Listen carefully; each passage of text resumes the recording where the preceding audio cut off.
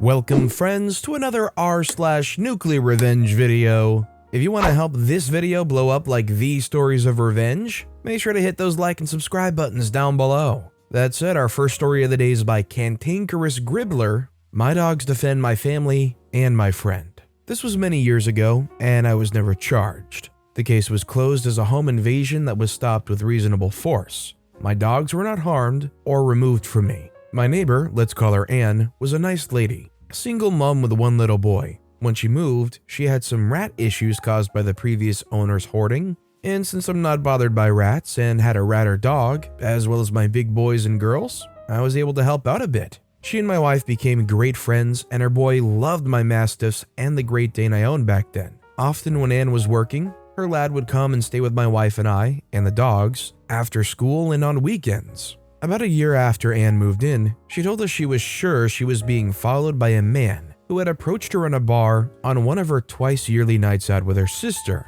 She barely went out socializing. It was sheer bad luck she met this man at all, and asked us to keep an eye out for his type and color car, and if we could get his number plate, she could give it to the police. We of course promised to help, and carried on about that day. Late that night, my Dane woke me whining and led me to the side door. This opened onto a shared driveway with my neighbor. I opened it thinking he needed to go to the toilet in the garden, but as soon as I opened it, I saw a man inside Anne's kitchen, and then heard her scream.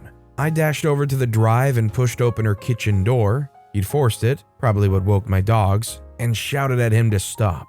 He went for me, realized pretty quickly I knew how to fight and that he was losing. In the struggle, he managed to get free and took off down the road. We called the police and reported it and gave statements when the police arrived. Anne and her boy stayed with us for the rest of the night. The next day, she went to stay with relatives using another friend's car just in case he was hanging around. I scouted ahead a bit to make sure she could get away safely. That night, I woke up to the sound of a man screaming in my house. I could have gone straight downstairs to see what was going on, but I waited till it stopped before investigating, since it sounded exactly like the man from the night to me, and I figured he needed some quality time with some real predators. He wasn't moving when I went into the living room, but the dogs were really happy with themselves. What the police and I worked out had happened was he quietly broke into my kitchen through the side door. My mastiffs and the Dane waited till he was deep in the house before they struck. He was ragdolled by the neck from behind by my Dane, and while this was happening, my mastiffs tore his legs to shreds. The little ratter my wife owned got stuck in two from the blood all over him at the end of it. He had suffered multiple fatal wounds to his thighs, neck, and face. The intruder had a backpack on with knives, duct tape, gags, and a small hand axe. DNA, Anne had scratched him, and my and Anne's statements confirmed he was the same man who had tried to assault my neighbor. He had no idea I had large dogs, it seems. Or he was really freaking stupid. Who cares? Those dogs have all died of old age now, but I bred from the mastiffs and still have their pups and grandpups. The Dane made it to 12, which is ancient for one of them, and got a mastiff from me shortly after this event, and she still owns large dogs too. I recommend a large dog as a companion, and as something that will freak up any intruder for you. As Bill Burr says, it's like owning a gun you can pet. Considering what happened to this intruder, do you feel bad for them at all? Or do you think honestly that they deserve the outcome? Let me know what you guys think in the comments down below.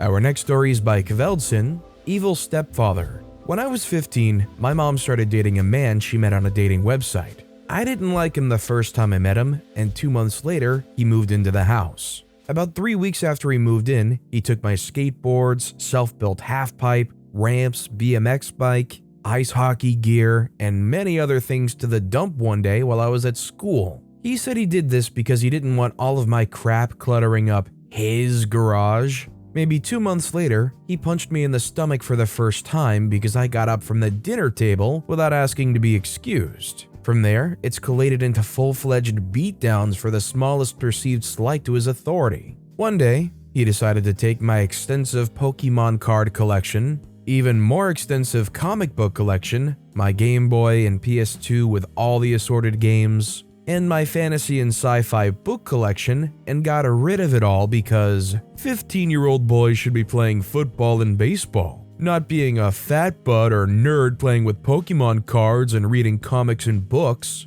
I would like to add that he was a middle school teacher and in his time off, refereed and umpired local middle and high school sports games. My mom never intervened, and in fact acquiesced when he demanded that she stop giving me lunch money because the little crap will just spend it on comics and other gay stuff. One day, I took maybe $3 in change out of his change jar so that I can buy a slice of pizza and some fruit punch during lunch at school because I was tired of being hungry. My twin sister was always a bit of a jerk and frequently blackmailed me into doing her chores from a young age. I was fed up and refused to do something, so she told him what I'd done. This man actually called the police and pressed a larceny charge against me, and once the police left, had beat me senseless. At that point, I ran away. When the cops found me and returned me to my home, I found out that he'd been trying to talk my mom into sending me away to military school or something of that nature. I ran away again, and between having run away several times and the larceny charge, ended up turning 16 in juvenile detention.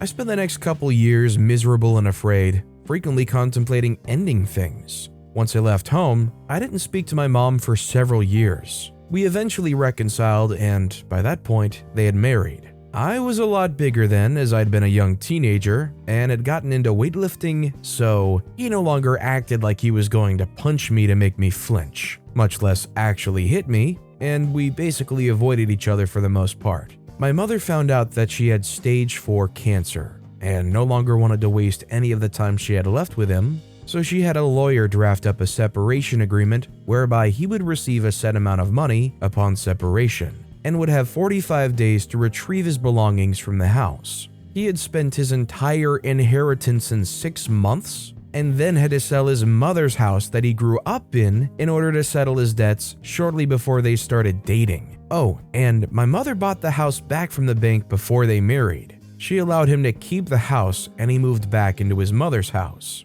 My mother passed away about 9 months after their separation, and despite the agreement, have been allowing him to come and get his stuff piecemeal. I put an immediate end to that. I sold his baseball card collection, around $14,000, and his autographed sports memorabilia, roughly $11,000, and also sold all of his woodworking equipment, along with several finished pieces of furniture that he'd made, $6,500 I think. I kept his mother's engagement ring, platinum band, 3 diamonds, roughly 2 carats, wedding band, his coin collection, I also collect coins, and some tools and other odds and ends. Around a month ago, I ran into him at the grocery store. I told him what I'd done as he was pushing his cart out towards his car, and he took a swing at me multiple times. Several of these missed, and the ones that connected didn't have much effect because he's nowhere near as strong as he was 20 years ago in his 40s, and I was no longer a skinny little 15-year-old. He continued to try to punch me as I called 911 and was actively ramming his grocery cart into my new Toyota as the police officers pulled into the parking lot. He was arrested for assault, communicating threats, and destruction of property. As a result, he lost his job and pension at the local middle school, and because he had never learned how to save money while married to my somewhat wealthy mother, ended up having to sell his mother's house because he hired an expensive lawyer thinking he could somehow beat the charges. My nephew, who was on the football team, made it well known to his friends that he not only had just been arrested and convicted of assault as well as other charges, but that he had also beat me as a child, causing several parents to call for him to resign from refereeing and umpiring for local sports games. My niece and girlfriend's much younger sister are enrolled at the middle school where he worked, and say that he was not only universally disliked, but when he came up to the school to get his belongings, he made a big scene and ended up hysterically crying as he was leaving. At least that's what they've heard from the kids who were attending summer school at the time. His son, who he was equally abusive towards as a child too, refused to take him in or help him out. So he ended up having to take a job as a cashier at Walmart so that he could afford the rent on his crappy little trailer in an absolutely awful neighborhood. Even though that Walmart is not the closest Walmart to my house, that is now the only place where I go grocery shopping or to purchase anything that I need. I purposely stand in line longer than I need just so he can be the one who has the pleasure of ringing up my purchases. The first time I went through his line, he attempted to ring up multiple items more than one time to overcharge me, and when I called him out on it, said that I was mistaken. I asked for a manager, and the manager believed him that it was an accident, but he learned that he can't get away with that. The second time, I made sure to be as nice as possible and how to ask for a manager because he was overwhelmingly rude. The people in line behind me backed me up, and he got in some trouble for that. Every time I go there and step in a line, I see him die a little bit inside. And it may be petty, but it gives me such satisfaction. Sometimes I'll say that I'm paying with exact change, and as I'm about to hand him the money, I'll say, "Oh, I didn't realize I had rare coin from his collection in my pocket. I guess I'll pay cash." I just sold his expensive ratcheting wrench set,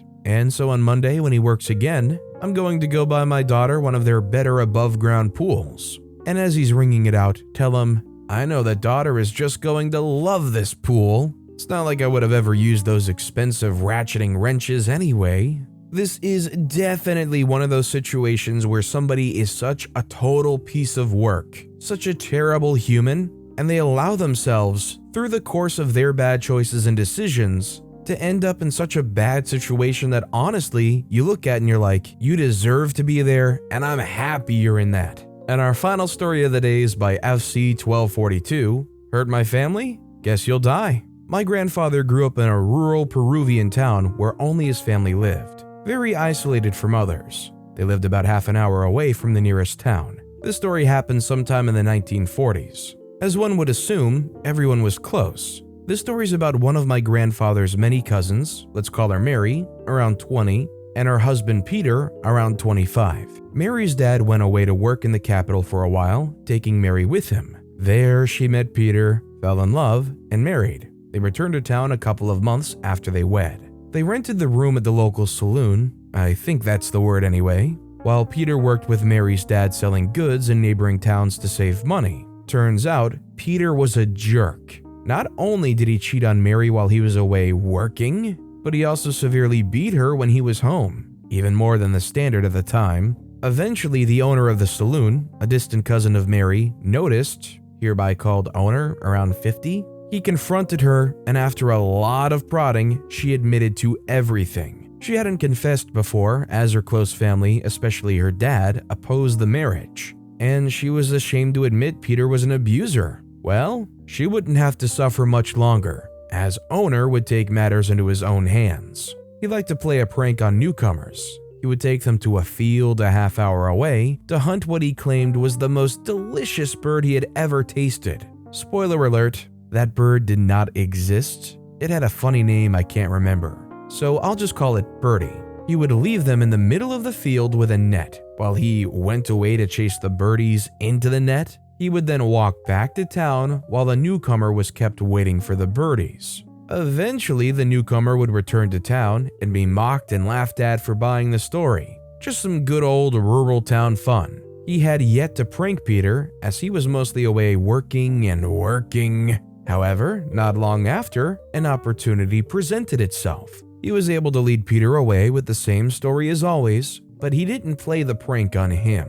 Instead, he led him to a field an hour and a half to 2 hours away instead, getting him drunk on the way, and then pushed him into a nearby lake where he drowned. He then returned to town and claimed Peter had actually wanted to hunt the birds, not just wait, and it was hard to convince him otherwise as a way to excuse his tardiness. Peter's disappearance was noticed the next day by Mary's dad when he didn't show up to his house or work and when he wasn't in the rented room. Owner gave his excuse. The others at the saloon and his wife corroborated his story. A few days later, Peter was found drowned in the lake. It was concluded that while waiting for the birdies, he'd gotten drunk, and when he attempted to return to town, he had gotten lost and fallen into the lake. Unlike her husband, Mary's life ended on a happy note. She remarried to a much nicer man, had 8 children, and bought a house in the capital, where she lived until 2003. The amazing owner also had a happy life and passed in the late 1970s. My grandfather only knew this story because he overheard owner tell Mary's dad the true story. Apart from him, no one else but the 3 of them knew. He told me one day when I was asking about secrets about a small town. Well, you wanted some gossip about their small town, that is certainly some gossip. I'm not going to go into whether it was right or wrong, but considering the kind of person Peter was, I'm not sure if you can feel horribly bad for them. But with that being said, that's all the time we have for today. So of all three of these stories that I've read for you today, which one was your personal favorite and why? Let me know in the comments down below. And if you haven't yet, if you could like and subscribe, that would mean a lot to me. Whatever you do, whether it's liking, subscribing, turning notifications on, all of it helps grow this channel and I appreciate the heck out of it. So until next time, I'll see you all tomorrow with some more stories.